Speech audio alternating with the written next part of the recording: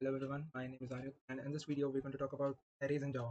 Now we've already studied array list, right, in the previous videos, and I think in one video I spoke about the drawbacks of array and why we move from arrays to array list, right? And arrays, yeah, they have some limited functionality, but anyways, it's good to study arrays as well. We want complete study of the topic. So, sake of completeness, I'm including this also over here.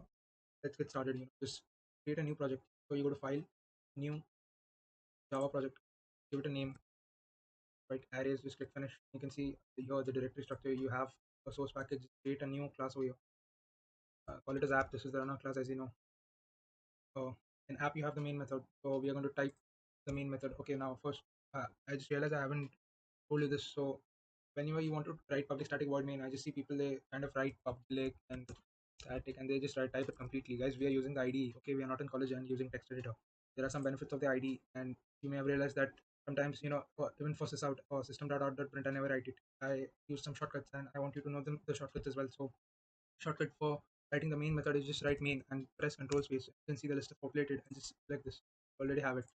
Also for SOP or sysout, just write sysout and then space control space, and you can see it's populated. Okay, so my bad. You have to write it here. Set the method. Yeah, you can see. Okay, so these are the two shortcuts. I good if you remember them. Now let's start with arrays. First of all, there's something known as array indicator. Okay, it's a pair of square brackets. So just give those square brackets. Now here, just type the name of the array. Let us type the name of the array as nums. Okay. Just tell JVM what is the data type for this array. Let's just take it as int. Okay, int, and here just write new int and give this square bracket. Okay, that's all. Now, as you can see, there's a compilation failure. Now, why is there this compilation failure? Now, understand very carefully. Whenever you declare an array, I've spoken about this in the drawbacks, right? You need to specify the length. You cannot declare an array without specifying the length. It's a compilation failure. So here in the square brackets on the right hand side, you need to tell JVM what is the length of the array, what are the number of elements you want in this array to store in this array. So let's give 5. Okay, and one more thing, this syntax is not that hard and fast rule to maintain the same syntax. Okay, arrays can be declared using 3 different syntaxes. Okay, but one thing to note is you always specify the length on the right hand side. Okay, if you do this, it's going to be compilation failure. Okay, length is always given on the right hand side, and you can also, without specifying the length, you can even tell the elements directly. Okay, give a pair of curly brackets and then just write the elements here. You can see JVM accepts it. Okay, it doesn't need you to give the length, but either give the length or give the elements, any one of these. And you can also do this also works. Okay, no need to write new int that. So these are 3 different ways. One is this plain elements, one is this giving new int and the elements, and third is just specifying the length away. So these are the 3 different ways in which you can declare an array. Okay, in colleges they hardly teach you all the 3 ways, but it's good to know that there are 3 ways. Okay, and one more thing, I find people doing this, that they feel that this is only the syntax. You need the array indicator followed by the name of the array. Okay, you can just try this also, but okay, just cut this and place this here. You can see it still works. Okay, in Java it's nothing like the syntax. You can slightly modify the syntax. Okay, if you don't like public static void main, you can even write it as static public void main. Okay, you can see there's no compilation failure. This works, guys.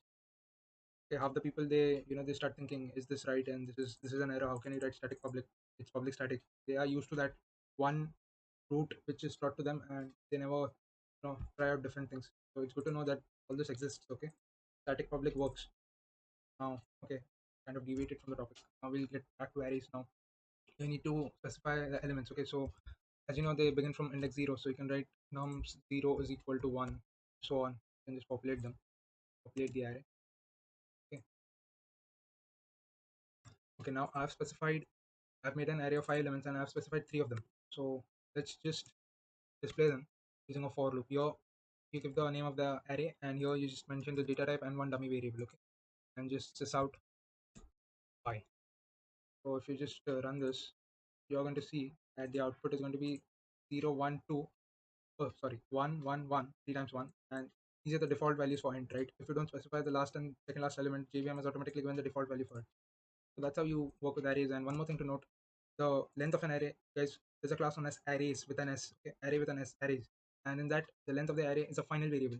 Final variables, we'll talk about the keyword final, but for now just understand you cannot alter it. Okay, if you do nums dot length to print the length, you can see just comment it. Okay, here you can see the answer will be 5, but if you do this, plus plus, you can see it starts giving a compilation failure. It says it's a final field in array.length and cannot be assigned. You cannot assign value to your final variable. The length of the array cannot be altered, guys. This is what it wants to tell you. You cannot alter this. And this was the drawback, and this is why we shifted from arrays to arrayless.